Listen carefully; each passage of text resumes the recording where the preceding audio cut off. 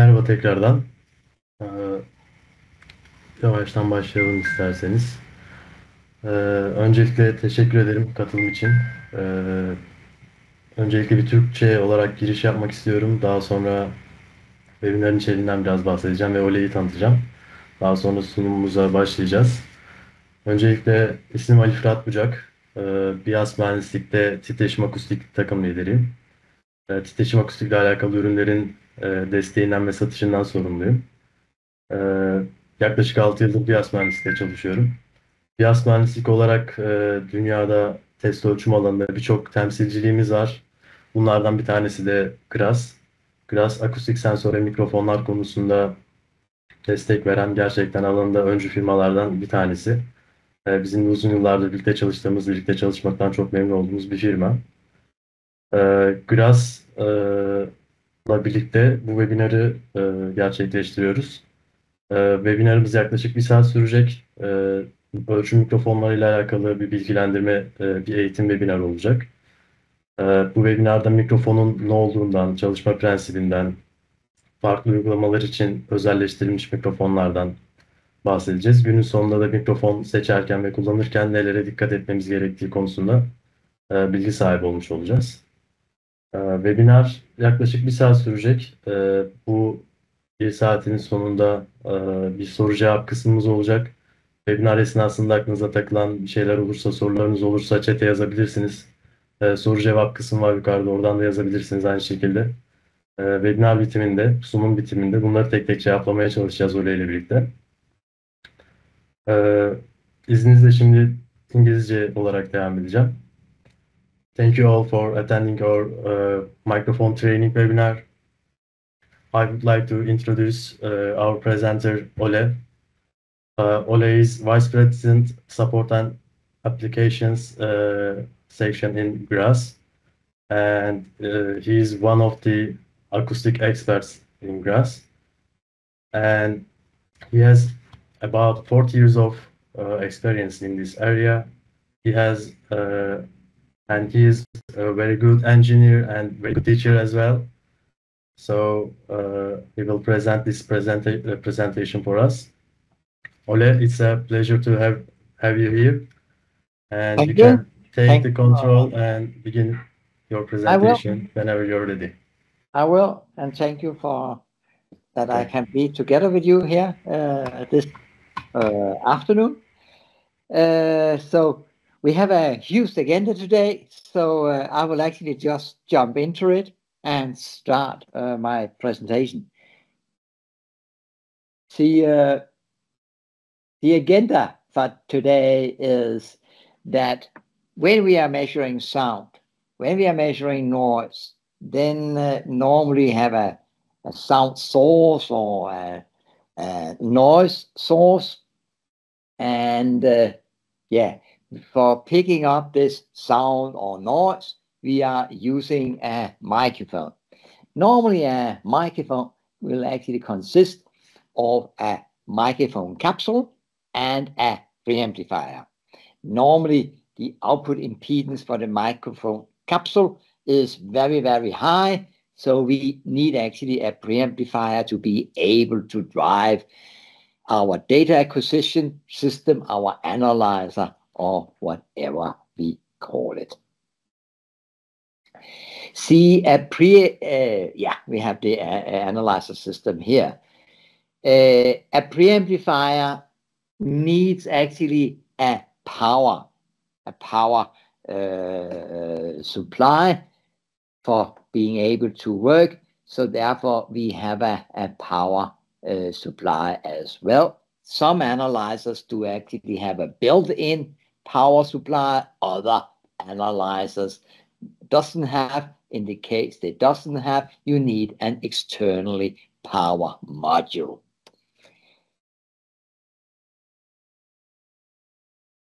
See, today we are concentrating on in the green field here. This is actually the GRAS core business. GRAS is not making analyzers and things like that, but we are making microphone and preamplifiers at GRAS. So the next hour is actually measurement microphones. So the agenda for the next hour is first of all, I will give a little introduction to measurement microphones. We will, in this introduction, see the principle in a measurement microphone. It is a capacitor. We will also look at the difference between two main measurement microphone, an externally polarized microphone and a pre-polarized microphone. Then we will have a very short look at the side parameters, such as frequency range and dynamic range.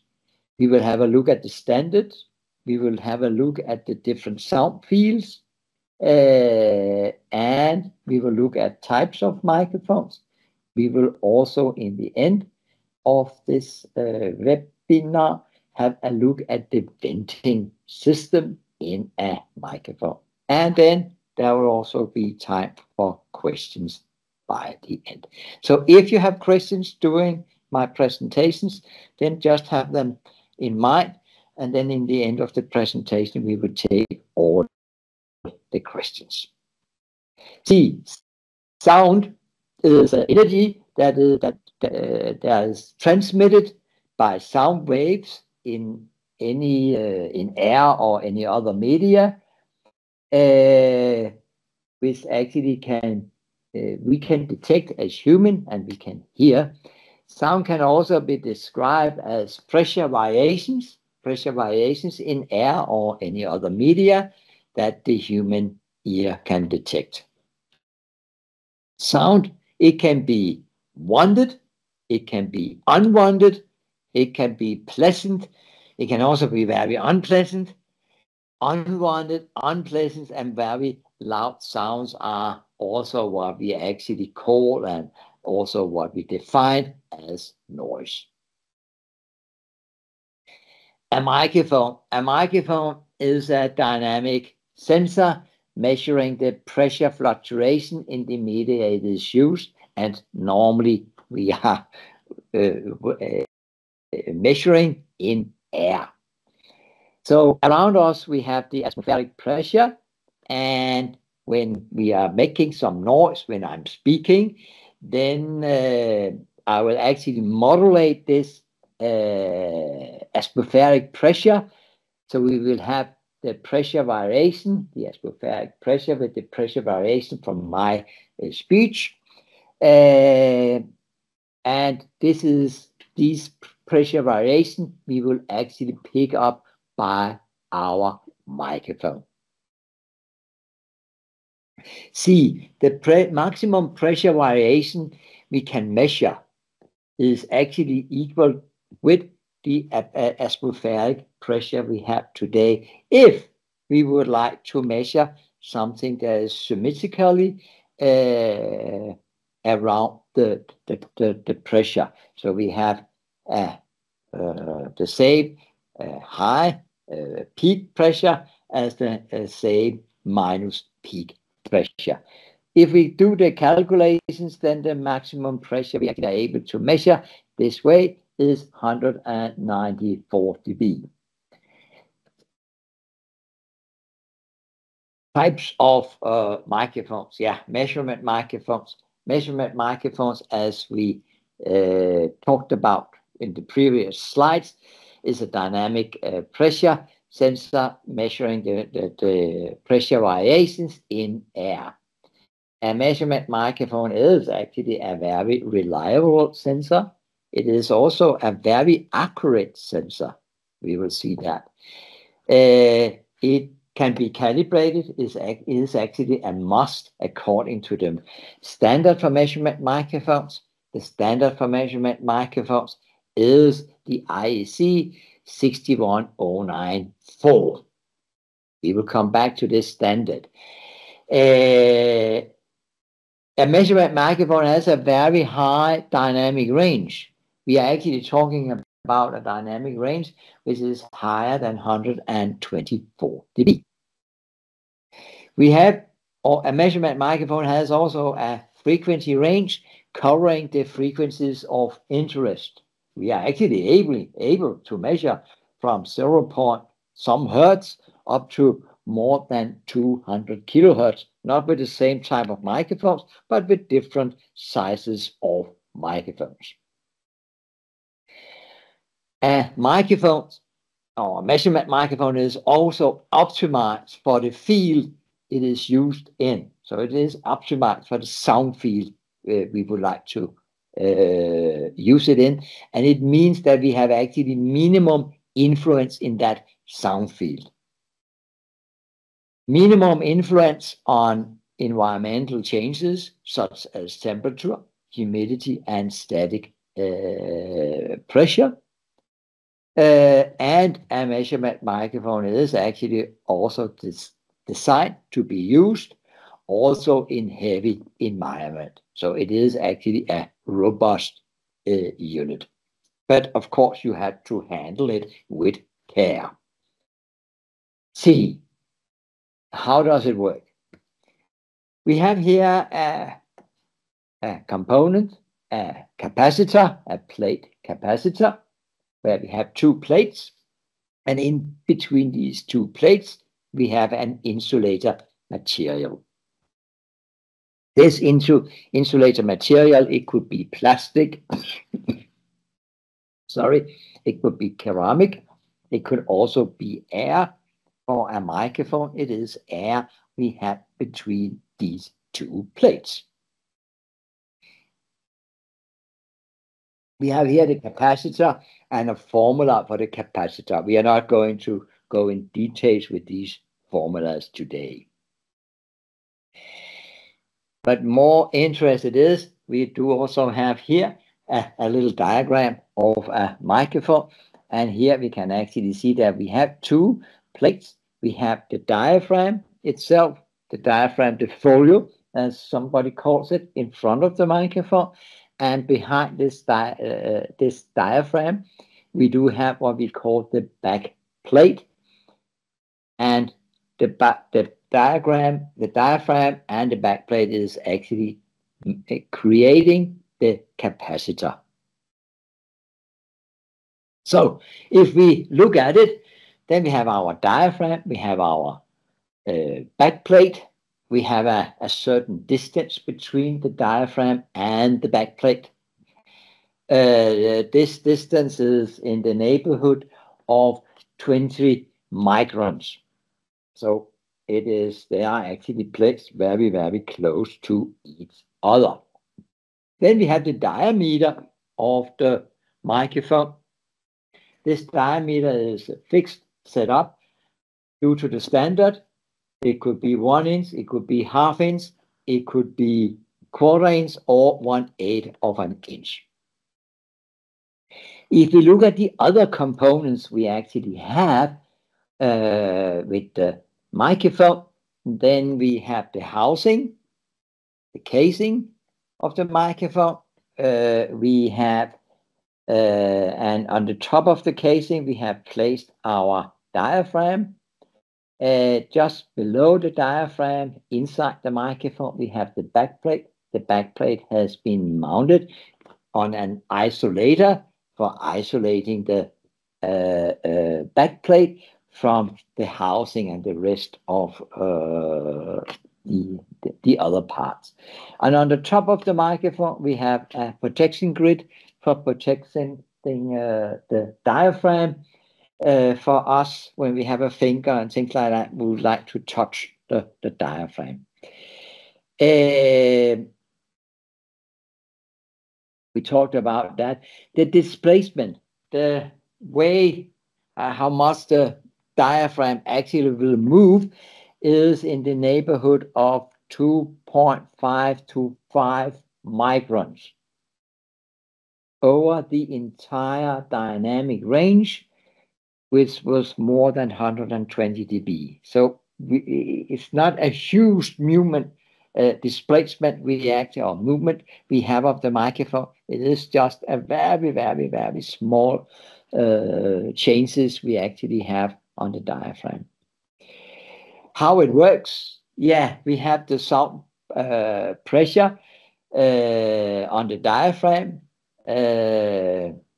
displacement, and it means the diaphragm will move we have a constant charge on the back plate of the capacitor, and it means when we are moving due to the sound, then the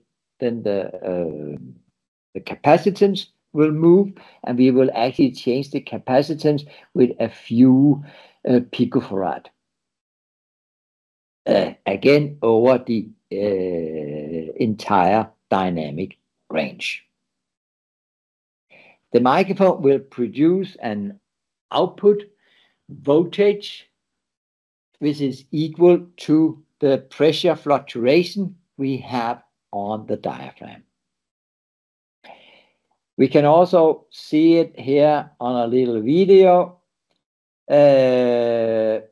that when we change the distance, the height between the backplate and the diaphragm, then we will actually change the capacitor, and the charge we have to the microphone is constant. So if we have a delta C, the capacitor is variable, then we will also have a variable output voltage. So we can see here that the voltage will actually move change as we are changing the capacitance of the microphone. The formula again. We have two types of microphones. We have externally polarized microphones and pre-polarized microphones. And let's have a little look at the difference between these two. Let's start with the externally polarized microphones. These microphones, they need a externally polarization voltage. This externally polarization voltage is normally coming via the power module or via the analyzer. This is a 200 volt DC supply going directly to the microphone via, of course, via the preamplifier. In the preamplifier, we will normally have a big resistor at 20 gigaohm, or in this neighborhood. This large resistor will actually work as a constant current generator. So we are actually charging the microphone or our capacitor in our microphone with a constant current.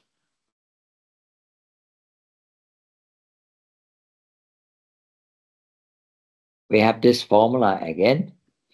And in a pre-polarized microphone, we have, so to say, built in the polarization voltage inside the microphone.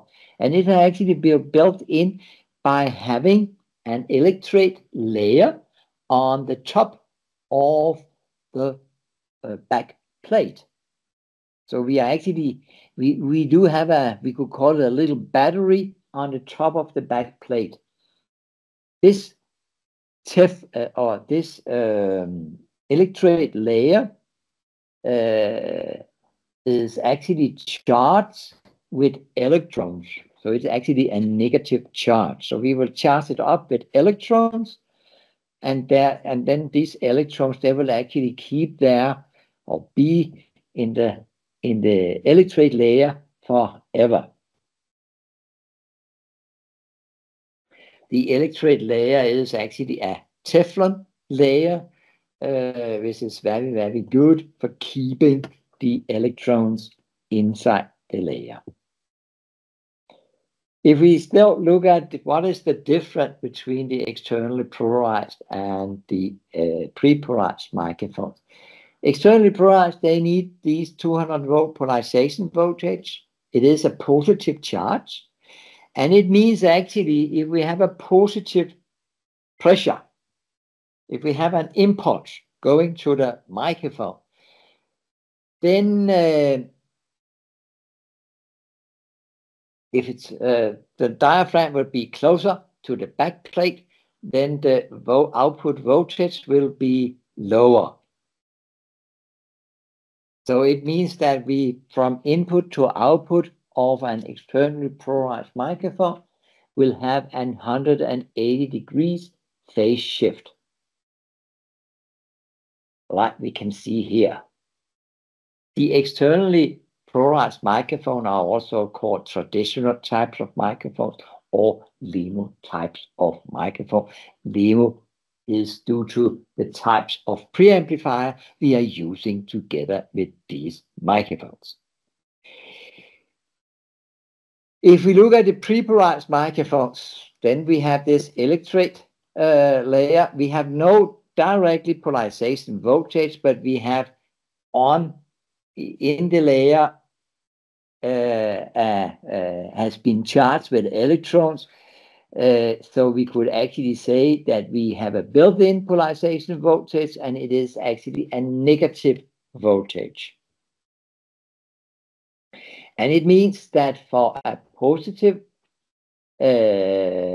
input, we will also have a positive output. It means no phase shift.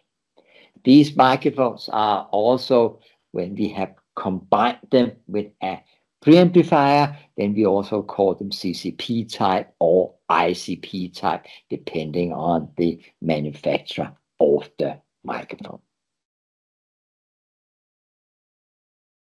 If we are looking at the difference in dynamic range between these microphones, and if we look at the microphone capsule itself, and only the microphone capsules itself, then we have a typical externally polarized microphone capsule here.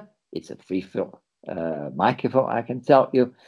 The frequency range from 3 Hertz to 20 K, a dynamic range from 14 dBA to 149 dB. If we look at the same variant in a pre-polarized version, then the frequency range is the same. The dynamic range is more or less the same. We are losing 1 dB in the bottom and a dB in the top. Else, it is the same. It means that I think it's okay to say that it is actually the same. If we look at the preamplifiers we are using together with externally polarized microphone capsules, then it's what we call these LEMO amplifiers. These LEMO amplifiers has a power supply. It can be from 28 volt to 120 volt. It can also be a dual supply, plus minus 14 to plus minus 60 volt. And it means that the maximum output voltage swing we can have for these amplifiers is with 28 volt, 12 volt peak, and with 120 or plus minus 60 volt, 50 volt peak. If we look at the same for the amplifiers for a pre-polarized microphone capsules, then at GRAS we call these amplifiers CCP amplifiers, constant current powered amplifiers. These amplifiers need 4 milliamps and a supply voltage of 20 to 28 volt. They do have a bias voltage about 12 volt, and it means that the maximum output voltage swing is 8 volt. So it is actually here we have the limitations between an externally polarized microphone set, a microphone with the preamplifier, and a pre-polarized microphone set, microphone and a preamplifier. It is actually the preamplifier setting the limitations, as we have 8 volt for a pre-polarized and we have 12 volt for an externally polarized microphone. So typically the upper dynamic range for a CCP or pre-polarized microphone set is tend to be lower than it is for a externally polarized microphone.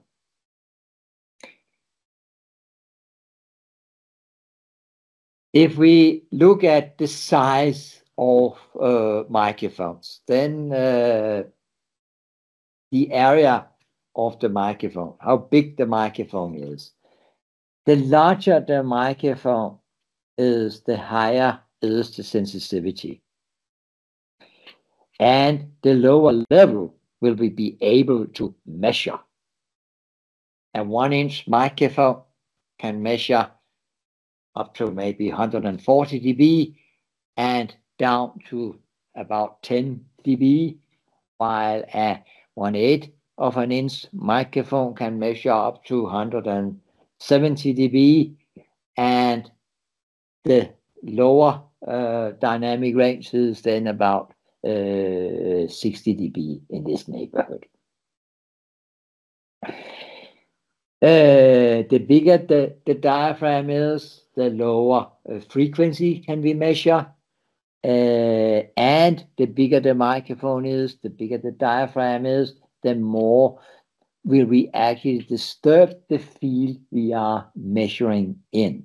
A 1-inch microphone will disturb the field much more than an 1/8 of an inch microphone, for instance. Low noise, if we look low noise microphone, for low noise measurement, for standard for a standard 1-inch microphone measure down to 10 dB, and the lower frequency, from up to 20 kilohertz. Smaller microphone. The smaller the microphone is, the lower is the sensitivity, and it means we can measure much higher levels, also much higher frequencies, and a smaller microphone will also make less disturbance of the sound field in the field we are measuring in. High-level measurements up to 194 dB with these very small microphones. High frequencies up to 140 kilohertz, actually up to more than 200 kilohertz. Small microphone will actually reduce our measurements uncertainties. So if we are able to use a smaller microphone, then we will actually have a better uncertainty in our measurements.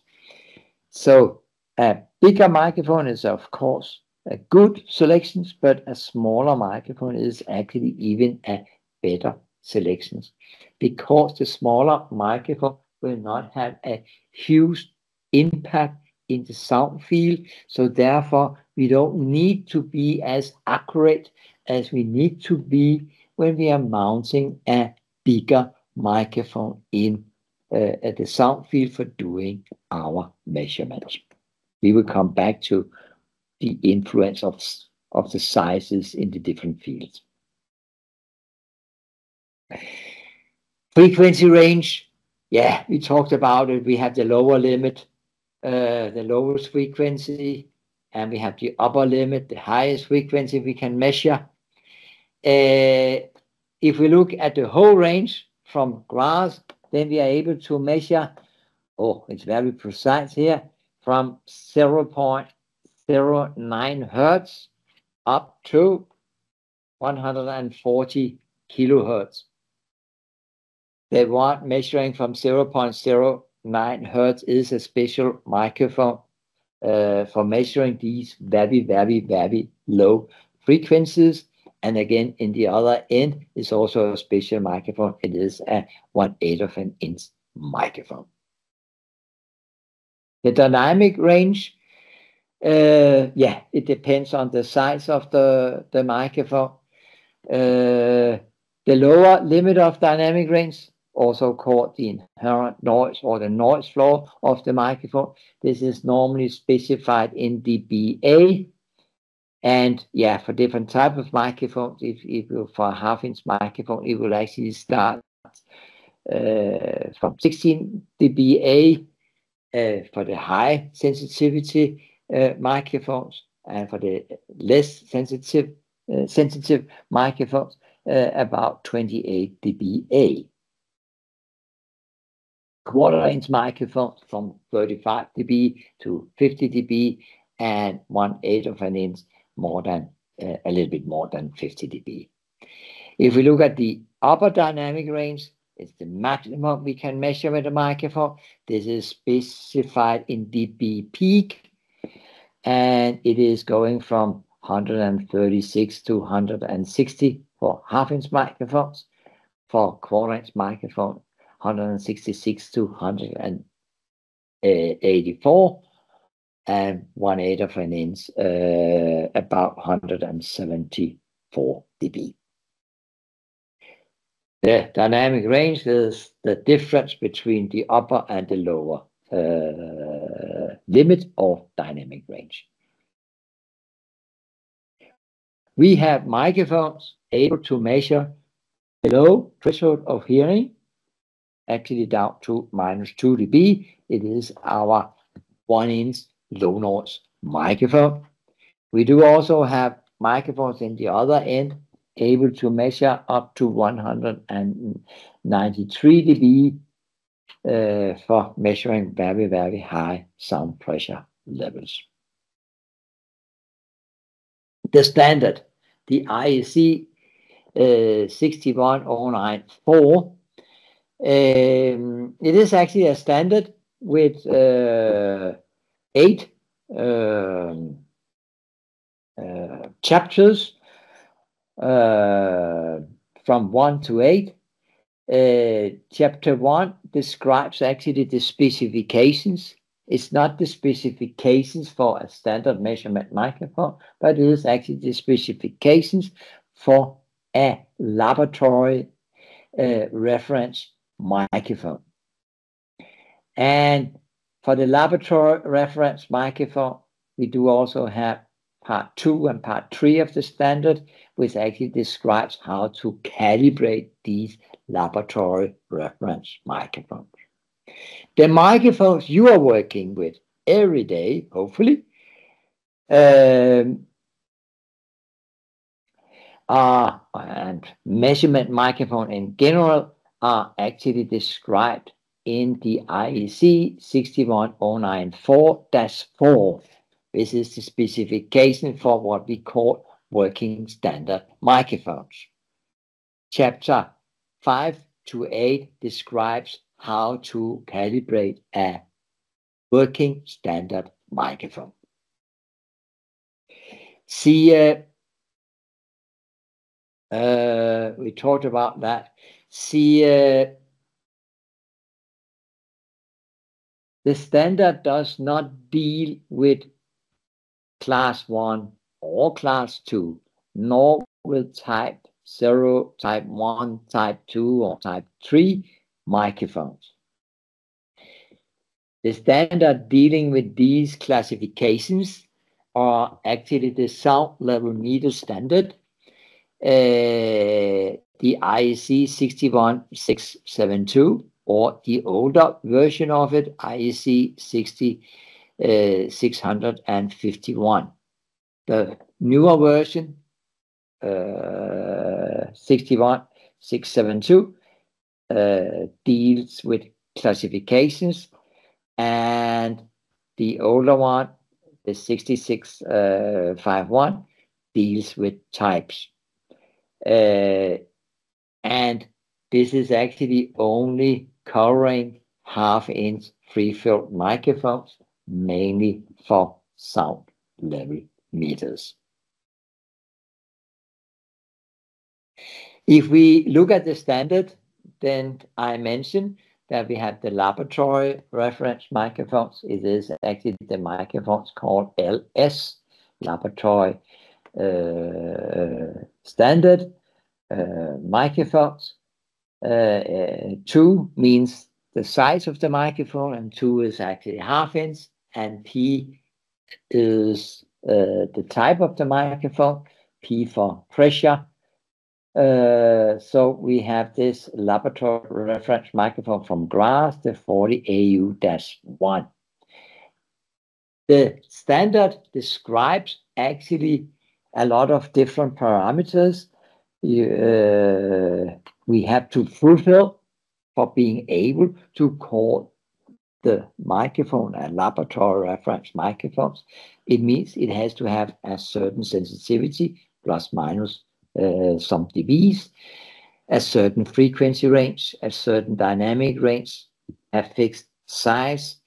We have to define all the environmental parameters, such as static pressure, temperature, humidity.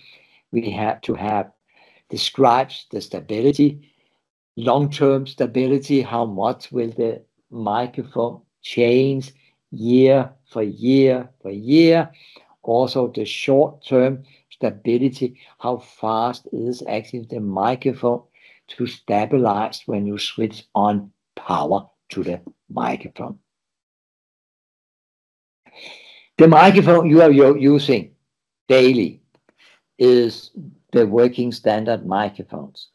And for the working standard microphones, we have WS for working standard microphones, 1 for 1-inch microphones, and P for pressure, 2 for half-inch microphones, P for pressure, F for free fill, D for diffuse fill.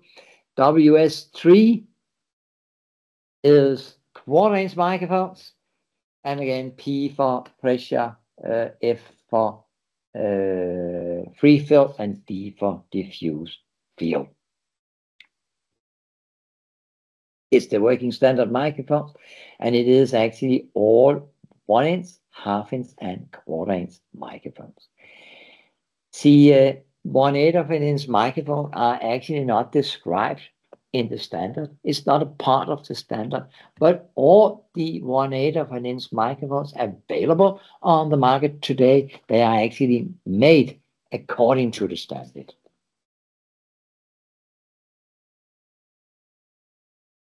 Sound fields. Let's have a look here. We have a sound source, and we place now a microphone in front of this sound source in a certain distance. We will actually start making placing the microphone very, very close to the sound source. So we will place it in what we call the near field of the sound source. Then we will measure something, a level, and then we move the microphone a little, maybe a millimeter away from the sound source, and then we will see that we will still measure the same. And we will probably do that for a long period of time when we just are moving the microphone 1 millimeter or 2 millimeter from the sound source. At a certain distance from the sound source, then we will actually see that now every time we move the microphone a little, or maybe the double distance, then we will actually see that the sound pressure level is actually dropping with 6 dB for every double distance. From 1 meter to 2 meter, from 2 meter to 4 meter, the level will drop with 6 dB. Until we reach what we call the reversing field, where we have some background noise. It could be due to background noise. It could also be due to we are very, very close to a reflecting wall, a reflecting something, floor, roof, and things like that. So the transition between near field and far field is actually where we actually see that we have this drop with 6 dB, or start to have this drop by 6 dB per double distance. This is also, the field here is also what we call the free field. And when we have the transition between the reverberation field and the free field and the reverberation field, then we will actually see that the level will probably be the same every time we move the microphone a little. The transition between near field and far field is typically 1/4 of the longest wavelength. It means that if we would like to measure down to, let's say, 100 Hertz, then the wavelength of a 100 Hertz signal is 3.4 meter, and 1/4 of a 3.4 meter is 85 centimeter or something like that. So then the free field will actually start around these 85 centimeter from our source. Typically, when we have the transition between free field and reversion field, then we will actually typically see that the noise is actually starting to be a little bit higher again, 6 to 10 dB higher. Descriptions of the different fields: near field, far field, free field, and a reversion field. I will not go in detail with that one, but we will have a look at what we have here. This is actually tells us a little bit about what's happening when we place a microphone in front of a sound source in a certain distance. At low frequencies, where the wavelength is relatively long compared to the size of the microphone, then the microphone will have a less impact in the sound field, and therefore we will just measure the same. At higher frequencies, where we have shorter wavelengths, the microphone will have some influence or start having some influence in the sound field. And if we look here at the picture, then we can actually see that we will start at higher frequencies, starts building up a higher pressure in front of the microphone. If we look at it here, then I can run this little video where we have the microphone and we are actually now making a frequency sweep.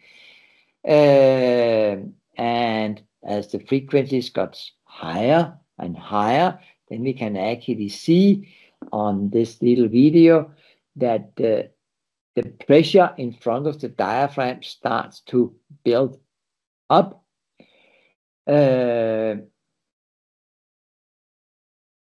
So we have some peaks coming up on in front of the diaphragm, and we can also see there's a bigger concentration here around the diaphragm, the higher the frequency is. So the microphone is actually disturbing our sound field. Actually, we can see on the graph here up to about 9 dB.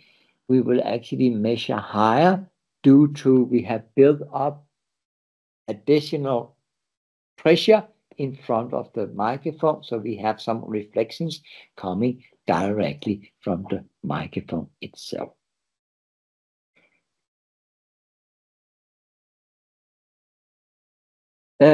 So yeah, what we actually saw before is that when we are pointing at the sound source, then we will actually build up the pressure in front of the sound source. And if we look here, then it is actually due to the diameter for a standard half-inch microphone is 12.6 millimeter. And if we compare 12.6 millimeter with the wavelength of the different frequencies, then at 100 Hertz, 3.4 meter, then this little 1.2 centimeter will not have any influence. At 1K, where we still have 34 centimeter, then no influence. At 10K, where we have 3.4 centimeter, yes, then we will start, we will see that we have an influence about up to about 4 dB. We are measuring higher. And of course, when we have 20K, then the influence will be even higher. If we, instead of pointing at the source, now have the microphone in a 90-degree angle to the source, then we will actually see, if we start the video here, then we will actually see that we are not building up any pressure on the diaphragm, but we can actually see on the preamplifier itself, we are building up additional pressure. So the preamplifier will, of course, have an influence on the sound field, but we will not be able to see this influence at the diaphragm, where we, of course, are picking up the pressure variation we have from the sound source.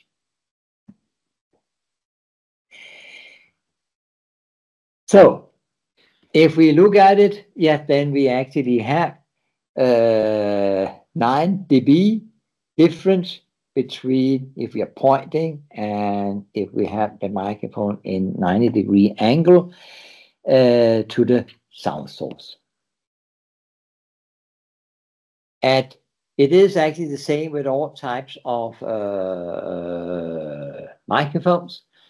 A 1-inch pressure microphone will top at 10K, half-inch at 20K, quarter-inch at 40K, and a 1/8 of an inch microphone at 80K. So it is the same, just due to the smaller size, then it will be at higher frequencies.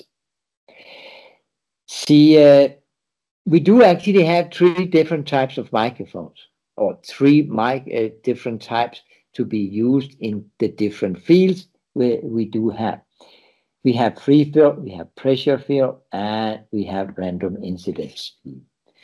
A free field microphone is actually made so we have optimized the microphone to have a very flat frequency response in the free field. So we have adjusted the microphone to be flat when we are working in a free field.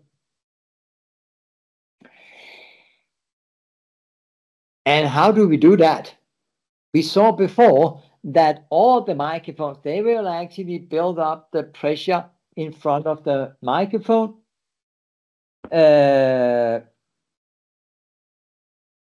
Like we actually have here.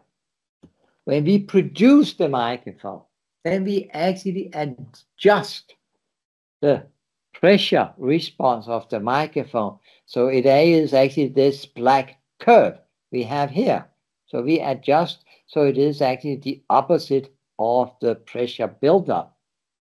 And it will actually give us the final result when we are using the microphone in the sound field, that we will have a very flat free field response. It means also that if we use this free field microphone in a pressure field, then you will actually measure the black curve here. So you will measure less energy at the higher frequencies with such a microphone if you use it in a pressure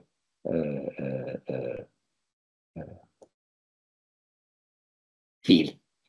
A pressure microphone are actually designed again to have a very flat frequency response when it is used in a pressure field. A pressure field could actually be like we have here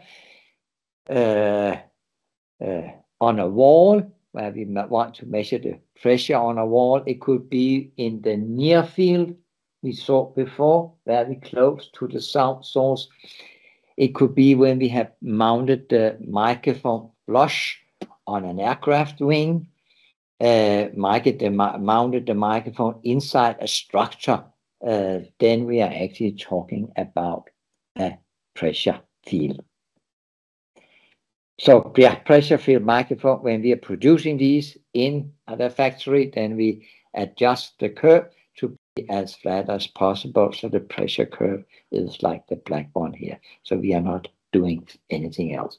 A random incidence microphone, is actually a microphone used when we can't point at a sound source somewhere in the room, but we have a lot of different sound sources. That's what we have in a reflecting room, room. These microphones, they are also made very, very similar to a free-field microphone.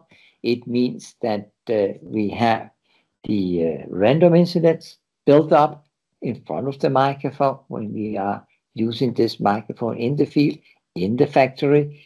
We make the adjustment, the pressure adjustment, the red curve here, and the final result is actually the black curve here when we use this type of microphone in a random incident field. Which microphones to use for different applications? For standard sound level meter measurements, you will actually use a free-field microphone. As long as you are here in our part of the world, if you are in America, then you will use a random incidence microphone according to the ANSI standard they are using over there. For environmental measurements, also a free-field microphone. And again, if you are over there, then you will use random incidence microphone. You could also use what we call a multi-field microphone. It is normally a quarter-inch microphone, actually adjusted to be somewhere in between a free-field and a pressure microphone. So you will actually measure more accurate, and you don't have to think so much about, is this a free field or is a pressure field or a random incidence field? No, this microphone will actually measure more or less the right in all types of fields. General noise measurements, free field microphones or the multi-field microphones is the right to use. If we are measuring in small cavities, small boxes, couplers, ear simulators, and things like that, then we are actually using a pressure microphone. Measurement where microphone is mounted in the structure, then again a pressure microphone. Measurement close to or on a surface where we have mounted the microphone on the top of the surface, then is also a pressure microphone. If we are measuring in cabins, in reverberation rooms, then we will use a random incidence microphone. We could also use a free-field microphone with a little random incidence adapter. Again, a multi-field microphone could actually also be used because it will, in most cases, actually be easier to mount inside the cabin or whatever. If we are measuring in a cabin of a car, then a multi-field microphone could actually be a good selection. To select the right type of microphone, then go for find the microphone, the type of microphone to use according to the applications you would like to measure. Find the microphone according to the dynamic range of interest. If you would like to measure very, very high signal, then of course select a microphone that are able to measure these very high signals. Again, also for the frequency range, also select a microphone which is covering the frequency range of interest. Is there a standard you would like to fulfill? An ISO standard, an IEC standard, classifications, and things like that? Then you have to, of course, select the microphones described in this standard, which is actually fulfilling this standard. And when you have all this, then select the smallest microphone, which is actually fulfilling these 4 criteria. Venting, I can see that I only have a few minutes, so I'll try to do it this fast. A microphone is a dynamic sensor measuring the pressure fluctuation in the media it is used. We talked about this for more close to an hour ago, and we saw also this, that the microphone actually will pick up the pressure variation generated from our sound source, and it will actually also see the atmospheric pressure.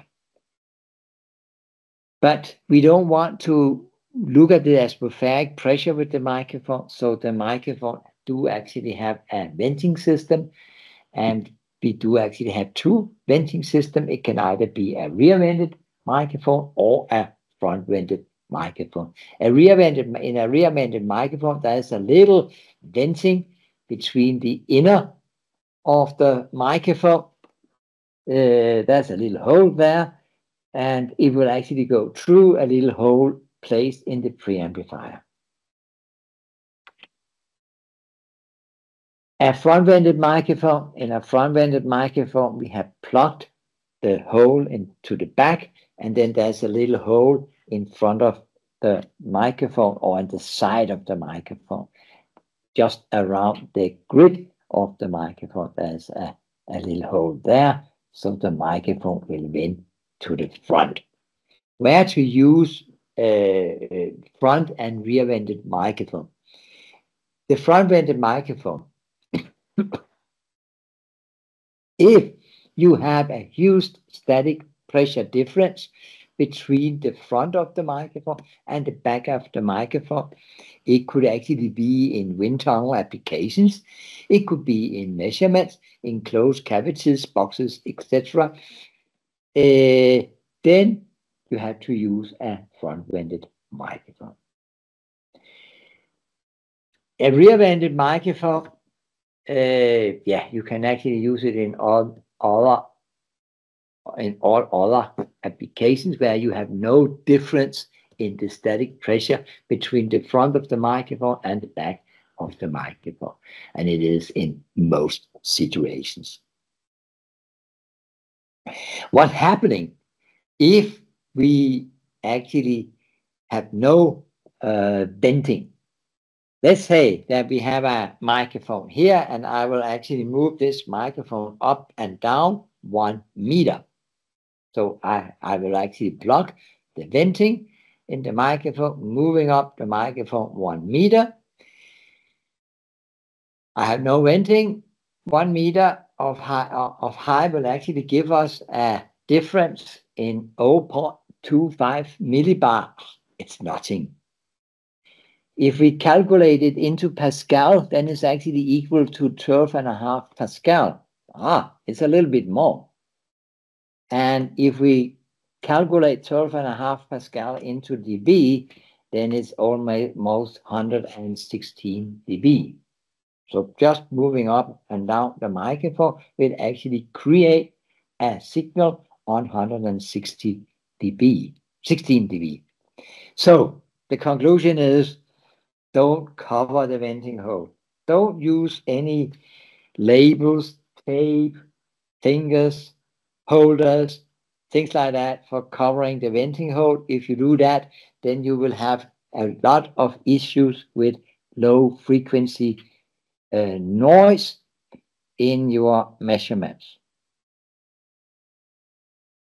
And you will overload the microphone and probably also overload the preamplifier. And it will give you a lot of problems. The venting is not only for doing the venting will also make our acoustical cutoff frequencies of the microphone capsules. The acoustical cutoff of the microphone is actually depending on the size of the venting hole itself. The smaller venting hole gives a lower cutoff frequency, and the larger venting hole will give us a higher cutoff frequency. It can also be described by the formula we have here. We are a simple RC network where C is equal to the back volume of the microphone, and R is actually the size of the hole. See, when we are using a microphone, then normally we mount it, or we have to mount it on a preamplifier, and if we do so, then we have an input impedance of the preamplifier, and the microphone capsule, or the capacitance of the microphone capsule, together with the input impedance of the preamplifier, actually give us an electrical cutoff of our microphone system. Normally we have a preamplifier cutoff about 0.2 Hertz, a microphone cutoff about 1.6 Hertz, and it means that a microphone set in many situations will be able to measure down to 0.6 Hertz. See the last slides before the questions. If we make a very big microphone, a microphone with the same size of the Earth, it means it will have a diameter of 12,756 kilometers. Then, if we have that big microphone, then the diaphragm thickness will be 2 kilometers, and the distance between the diaphragm and the backplate will be about 20 kilometers. We have it here, we have the Earth, we have the big microphones, and we have 12,756 kilometers. If we look at it here, yeah, 20 kilometers and 2 kilometers of diaphragm. If we apply a sound pressure level, if it was possible, of 40 dB, then this thick 2 kilometers thick diaphragm will actually move 10 millimeter. If we only apply 20 dB, then it will move 1 millimeter, and 160 dB, 10 kilometers. If you divide all the numbers here by 100 million, then you will actually have the data for a standard half-inch microphone. What we actually are telling you here is that the diaphragm is actually not moving much, but even though you still have a very, very high dynamic range of the microphone. So we are talking about some very, very, very, very small numbers of movements of the diaphragm. Questions? So, if you have any questions, you can raise hands and I can unmute you, or you can write in the question part of the meeting. Yeah, you're also very welcome to send the question to us, and then, of course, we will answer you directly. Mm-hmm. Okay, so I think we don't have any questions. We will upload this recording to our YouTube channel in very soon, and you can find the videos or any other webinars in our YouTube channel. And please feel free to contact me if you have any questions about acoustics and microphones or any acoustic sensors. I will happy to help, and we'll get back to you very soon.